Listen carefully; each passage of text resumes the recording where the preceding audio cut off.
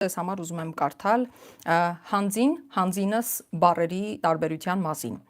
Մեր պաշտոնավորները եւ հեռուստաեթերը լցնողները շատ են սիրում հայերենը։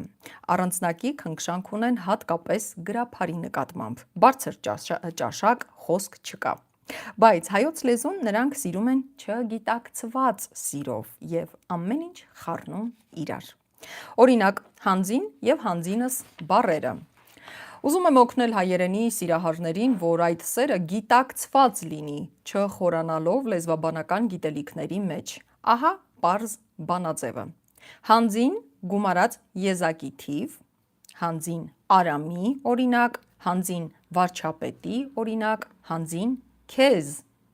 Հիմա գրեք, խնդրում եմ, հանձին քեզ, որպեսզի մենք տեսնենք, որ հանձին տարբերակը, առանց ս-ի տարբերակը,